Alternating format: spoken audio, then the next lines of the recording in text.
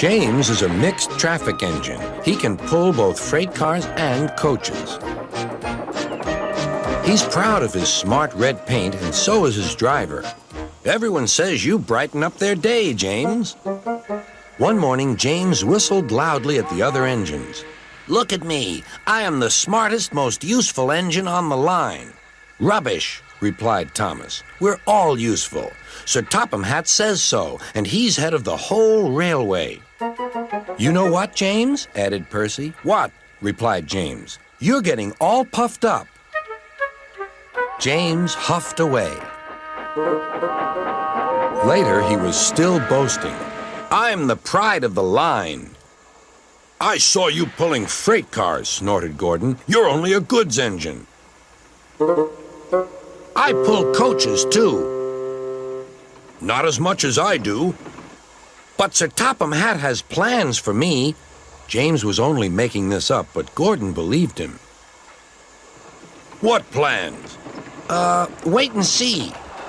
Oh dear, he thought. Now what'll I do? Thomas was shunting shining new coaches. Good morning, James. Are those coaches for me? Asked James hopefully. No, these are for Gordon's Express. I'll fetch your freight cars next. But James was going to play a trick on the other engines. Actually, Thomas, I'm taking the coaches. Sir Topham Hatt asked me to tell you. What about the cars? Asked Thomas. Give them to Gordon. Come on, Thomas, said his driver. Orders are orders. So when James's driver returned, James was coupled to the coaches and he puffed away.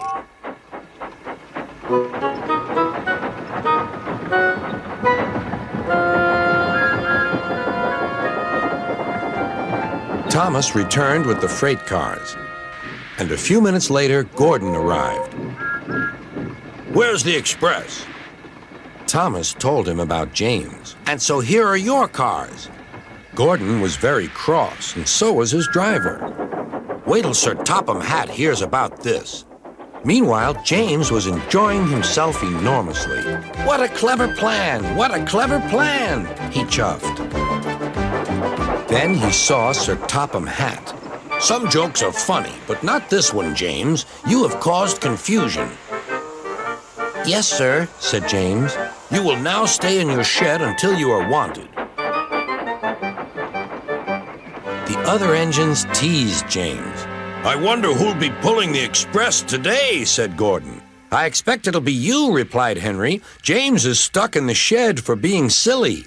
James felt sad. Next morning, he went back to work. Hello, whistled Thomas. Good to see you out and about again. I'm sorry I tricked you, said James. Are these my cars? Yes, replied Thomas kindly. They are pleased to have you back. James set off to the harbor with his train of freight cars. He bustled about all day, pushing and pulling them into place.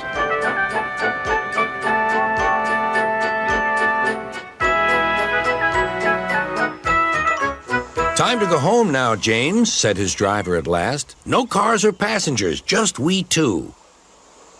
But his driver was wrong. Excuse me, called a man. I have a meeting with Sir Topham Hatt, and I mustn't be late. May I ride back with you? Of course, replied James's driver. Then he whispered to James, This gentleman is a railway inspector. James was most impressed. He steamed along the line as smoothly and quickly as he could.